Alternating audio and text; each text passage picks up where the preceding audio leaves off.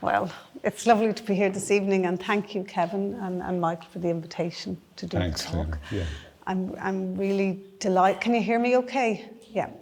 If I go down, just say, right? It's absolutely lovely to do the talk with you, Michael. I have admired your work for many years, and you've been in the studios in Temple Bar Gallery and Studios where I work.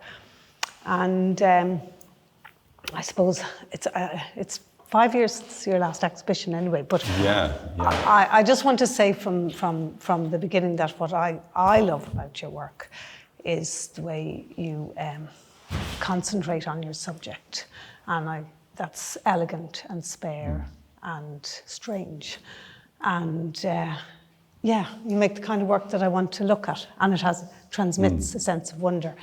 So I have a couple of questions. I think we've got about 30 minutes. So if anything's going on too long, Kevin, just because, okay. So, so I have a couple of questions, and then, of course, you can ask questions as well if you like. So my first question is, you made this exhibition at a particular juncture in your life. Now, every artist makes an exhibition, you could say, any time and in a time and a place, and it's sort of, maybe it features in the work or part of the work. But for you, there's something kind of quite important in the move. Yeah, there is, yeah. So, there's a few different things going on around that, and one was, I guess, I'm looking at where is my center of gravity in what I've been doing. So I've been making exhibitions, and over the time I've been doing that with photography, the medium has changed. It's gone through huge, significant changes. Black and white negatives, color film, slides, the beginnings of digital, different processes. So even though the camera stays more or less the same, the way I view and select images has changed a lot each time. And I had a load of negatives while I was still in the studio. I had negatives and slides, and they're quite awkward to deal with. And I wanted to sort of bring everything into one format, to digitize everything. So I could start to bring it together and sort of see what is consistent for me in the way I used to photograph things and the way I do, and how I might select those. So that was something I got from bringing it together. And moving from, moving out from, when you were in the studios, when you went home as well. So a few different things happen at the same time. Like in looking at so some of the pictures are quite old, what I started to do was photograph old negatives as a way of speeding up scanning, basically. So then in that strange way, they appear in my feed alongside new photographs. And it sort of reminded me of how I used to print photographs and make photographs, and what bits of that I might want to hang on to. Yeah. I guess the other thing, at a certain stage in the sort of progression into digital, and it opens up all these possibilities, and I wanted to not stop innovating, but maybe like pause it a bit and look for some more consistent pattern. Yes. Yeah. And so in a way, maybe we could just like pause there, because we might come back to that, the patterns that you discovered, and going up into the attic and finding all the archive of photographs. But just to maybe bring us into the the room we're in, and also if there's particular works you want to talk to, as you know, when we're going through that, you feel like it would be nice just to draw or things. Okay, I like the pointing. Yeah. So the title, because it's a beautiful title. It's a lovely title, and I suppose it alludes to at spatial distance or a sense of something in the work. And I know you talk about being drawn to the macro and the micro. Yeah. But would you throw some light on the title? Yeah, so I think, it's funny, it became like a little mantra to me in sort of putting the thing together. And I often, I am consistently interested in photographing things close up and also looking at things very far away. So I started to just think about the sense of depth in pictures, and it's also sort of part of the apparatus of cameras focusing. And but there is another aspect too that is about, close and distant also have sort of emotional qualities to them. Yeah. And I thought that this near and far away was a way, it hit a few different things for me. Yeah. And as well, a lot of the work was being made and selected around the whole lockdown periods. Yes. And there was that sense of life just became closer for us all. Yeah. But then you kind of start thinking about things that are quite distant. And that could be distant in the past or distant in terms of looking at things very far away. So I did, during the lockdown, I bought a telescope, and to go back to like a childhood fantasy of getting a telescope and looking at things. And I'm quite struck by that, extending the reach of what I could see, and also looking at things that are really tangibly close, yes. like these cobwebs and small things. And I think I've always been doing that with photographs. Yeah. And then I think in the way that a lot of the pictures, the space in them is quite shallow. Yes. They're not, you can see one thing clearly, but the way they're framed. And so I've started to sort of see a way that I photograph things. Okay, and would that, so then you're grounded and you're at home, and then you're looking at things that are impossible to see with the eye, but with the telescope, and then you photographed it kind of from your back garden, wasn't it? Yeah, it's from the back garden, and like it was a little magic moment in it all. I'm just looking at, well, that one is it's Jupiter and its moons, and it was a lucky moment that I found it, to be quite honest with you, because I'm no expert at it. And I was just really taken by the fact that I could see it without, you don't have to go anywhere to see it. No. It's visible everywhere at night, Once you look through the telescope. Yeah, so it's not a traveling distance, it's just looking very far away. And just to pick up on it's so beautifully juxtaposed between the spider's web and there, isn't it? Yeah. And they've both got globular. Well, that is like, so that like micro and macro cosmos, and like we say all these things, but then I like to look at them, and it really they're things to look at, and just to put them beside each other is sort of really fascinating. Because it brings a sort of a frisson between them and you and the world and the distance and those things. And like it's hard to know to what level we are projecting that.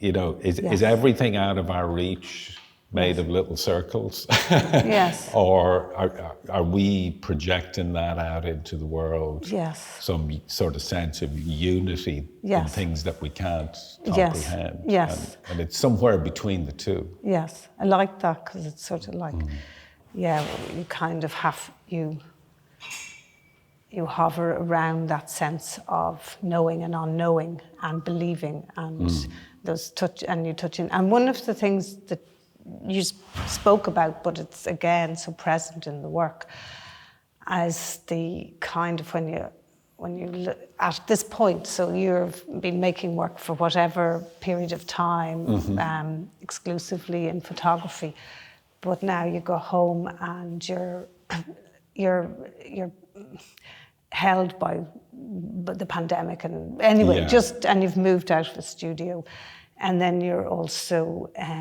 looking back, you're at the drawers and you're seeing things. But one of the things that you started, you noticed that you told me anyway. I'm not claiming that I'm seeing this, but it's so apparent. Maybe you speak to it. Were things like that you found that came up again and again. And they relate to this thing as well of kind of distance and connectivity that you talked about, gates and portals. So there's a whole so somewhere across all that, then I've lots of photos. I've been doing it a long time, and so I start to see patterns, but then it's a really nice position to be in because I'm discovering patterns in what I do, and I'm also able to basically just juxtapose things together that were made years apart. Yes. So there was a few, like the ones down there, where the little bit of string is hanging from the ceiling and it looks like the picture of the plant that I made 20 years later. And you sort of think, so why are these things coming back?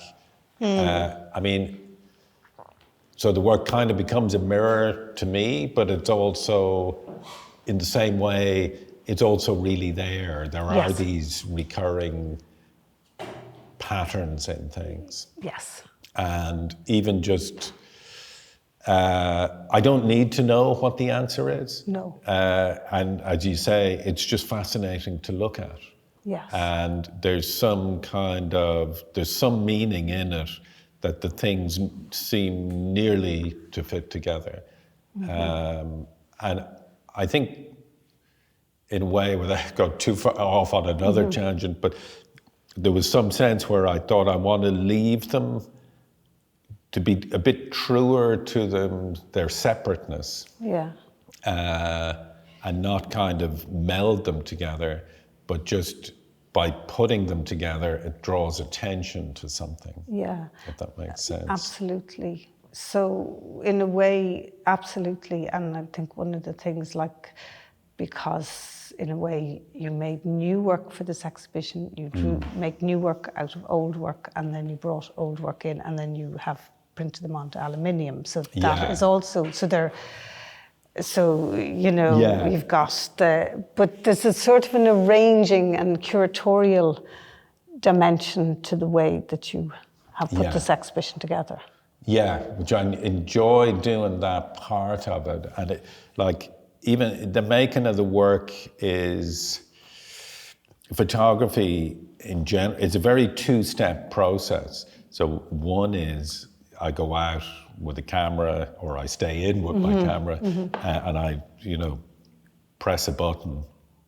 But the other step is all about selection, printing decisions, presentation decisions, and they're very significant, maybe more so. Huge. And with the volume of images, maybe yes. Yeah. So it kind of exists between the two. But in a way, to kind of balance that aspect to it, I also found that I ended up choosing really straightforward photographs. And they're all kind of, they're all quite matter of fact, but the strangeness comes from these repetition elements that are, I'm sort of leaving hanging in a way. Yes, and it's open, yeah. So just you say, like, mostly do you go wandering to kind of find your subjects, or do they find you? And is it right to call them subjects? What do we call them? Things is okay. Things, Subjects is okay. Things yeah. is okay. Yeah. I do like that. Like in a way, as an overall thing. Then when I stop and think about it, it's somewhere between them finding me and me finding them. Right. And that is because, in a way, sometimes there are things on my mind, and I go for a walk and I find them reflected. And like people within photography, though it sounds kind of slightly magical thinking, but it is the kind of basis of photography that you can find something in the real world that mirrors what's going on inside you. Yes. I mean, that's really what it's about. Yeah. So that's the joy of doing it, actually. Yeah. That's what keeps me doing it. Yeah. And is there a name for that? Do you know, like in weather, there's the pathetic fallacies? Yeah, there is something like that. Like that, obviously. Well, it's like a synchronicity. Yeah. Where you recognize in the outside world what's going on inside yourself. And you go, I have to remember that. Yes. Yeah. And in some ways, that's the fun of it. I mean, sometimes I'm collecting images for a variety of reasons, which might be to remind me of something, or looser snapshotty things. And I find I draw them now more into my art practice. Yes. But there is a magic to it. Yeah. And you can sort of, part of the reason to photograph it is to show people and say, you won't believe what I've just found. Yes. You know, because you want some kind of proof of it. Yeah. Well, you told a lovely story about driving on, I don't know what you were doing, but you're driving along home from somewhere, and the traffic lights were whatever, and then for one reason you didn't keep looking at the traffic lights, so you looked out your window and you saw on this pattern on the most wall. plain concrete wall. What did you see, Mark? See this like elk thing. Yeah. And I'm thinking about cave paintings, because I already have this cave image and I have this dinosaur image, and I'm thinking, there's something in a funny way too. There's another like little line in the exhibition where I'm making my own, I'm answering to my own art history knowledge of like, okay, so it all began with cave paintings. Yes. And somehow that's connected with photography, going inside to a dark space to make an image of the world. So I'm thinking about cave paintings, the bison. But so there's a day and I'm driving and I stop in traffic and I look around and there's a cracked wall and there's just this image of a like bison in the cracks in the wall. Yeah. And it's sort of like the version of that with the tree with the two eyes. So but the difference it's an imaginary image in a way. It is, because it's like it's for someone else going by, they'll see it as a stain, or they'll see it as a bit of dirt in the wall, or they'll see it. But you see it, and when you show it to me, I totally see it too. Yeah. And it's wonderful. It's strange. And it is that kind of mystery that's there. Yeah. And somewhere that you are drawn to. I'm somewhere. very drawn to that. Yeah. And actually, I like, one of the ones is, faces. The way two dots and a dot. And we read it as a face. Yeah. Because we're kind of looking for it. Because we're looking for people. Yeah. And there is an interesting book called The Face in the Clouds, and they sort of connected to, the basis of religion and all because we're looking for things. Yes. And in a way, when you look for things, you find them. Yes. Even if you imagine you do, but you find what you're looking for. You do, yeah. And so there's something, the way where people say there's an animist view of the world, that the world responds to us. Yes. And I do. So that's my area of interest, how that works.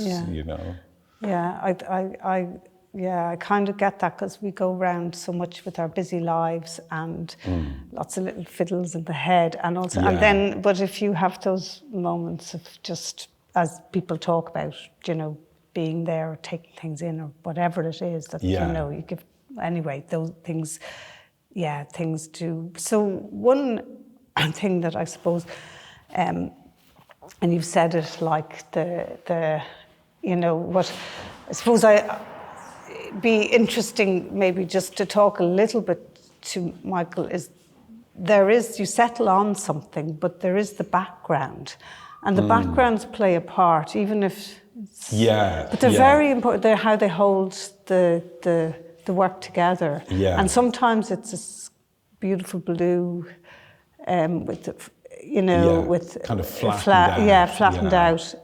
But also the other thing is you don't want to overload us or overburden us with too much information. So there's that. I suppose I said that's spare, but nonetheless, there's all kinds of things going on. There's all kinds of things going on. And I think we were saying that around the sort of sense of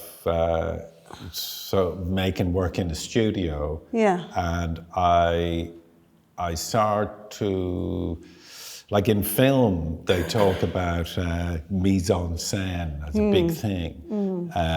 That is placing the work in a location where, so the thing itself, the meaning comes from not just the thing, but the location of the thing. And like going back, the one, the circle there with the black and white one.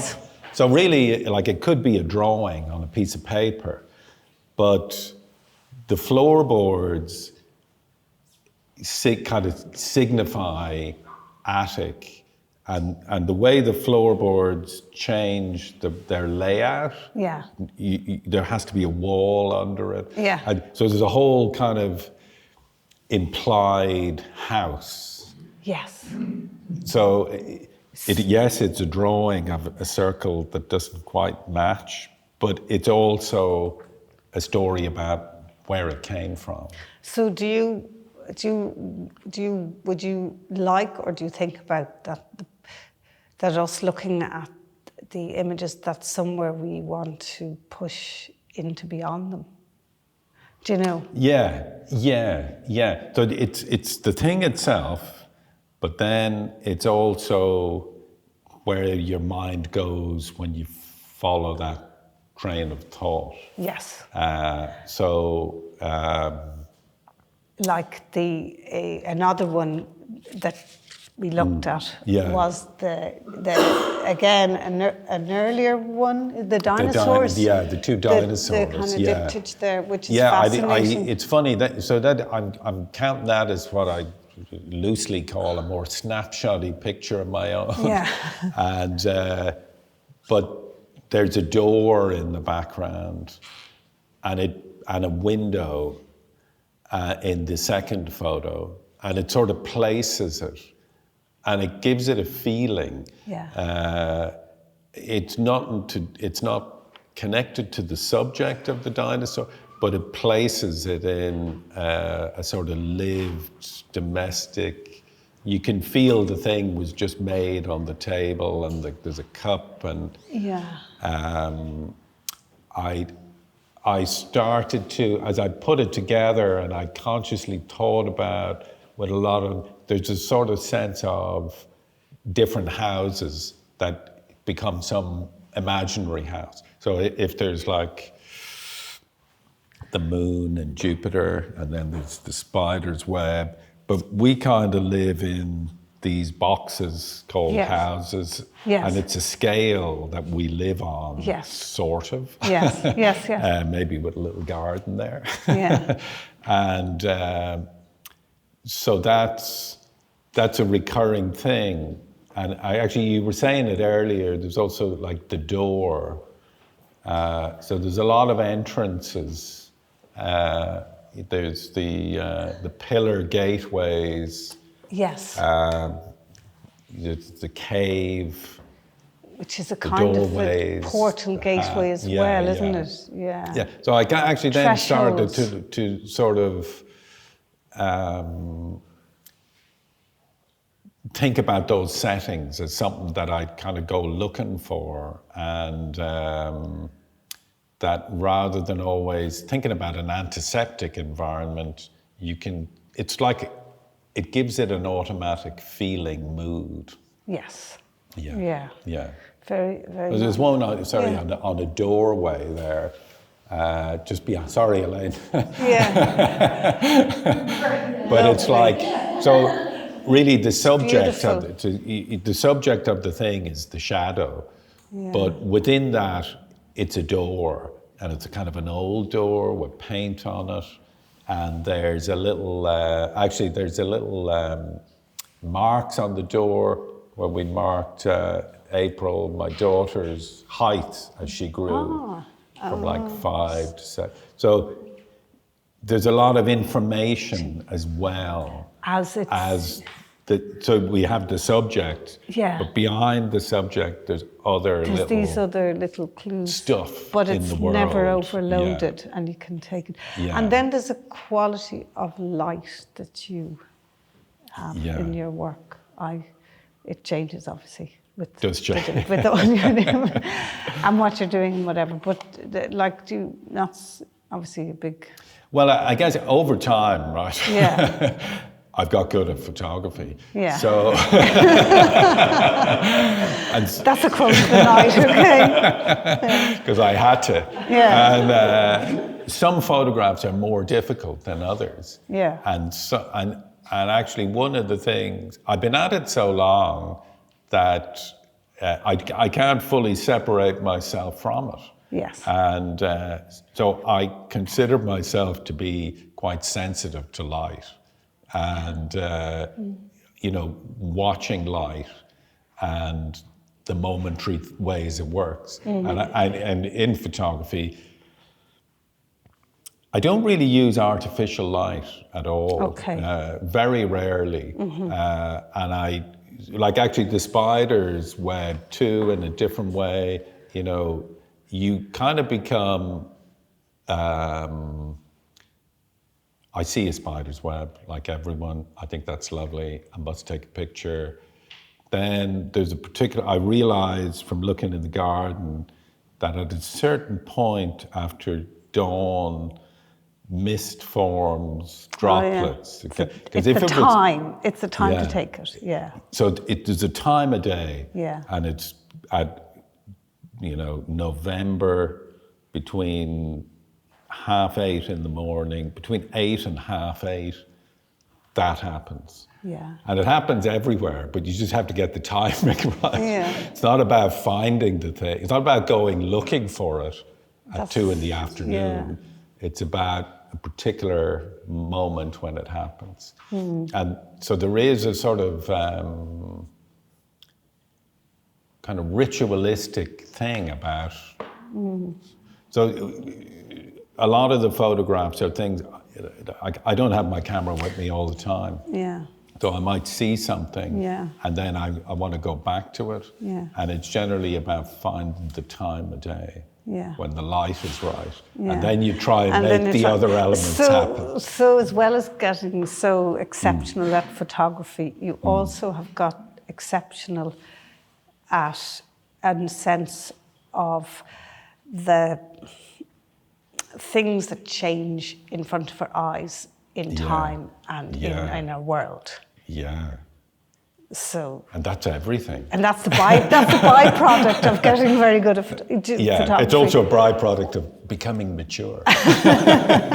But everybody doesn't get there.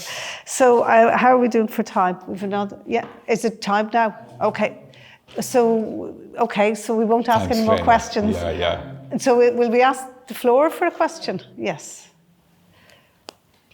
Maybe it's not a question, a comment. Yeah. I like the correlations that I see in all the pictures. I walk from one to the other and see, how are these connected? I mean, sometimes I might make up some connections. Yeah. I don't know, but I sit there and I'm feeling dragged, that leads me to this, and this hangs there because there's the other one here, and there's another couple like that. I like that. Yeah. Entering a different kind of space by walking around that I don't quite know where I'm going to end up with. But it's nice the way they are grouped. And I enjoy that bit. Some connections there are. And I don't know whether the connections that I see are the ones that you had in mind. I don't think much about the buildings or so, but I find them very enjoyable. Thanks. And there is something, I love that, doing it. And then in some way, I sort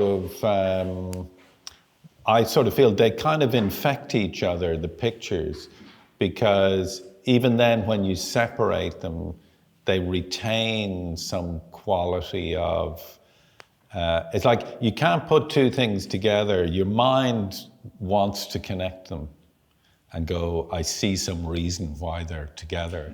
And I guess I love playing with that. Yeah. That's very successful. That's lovely, yeah.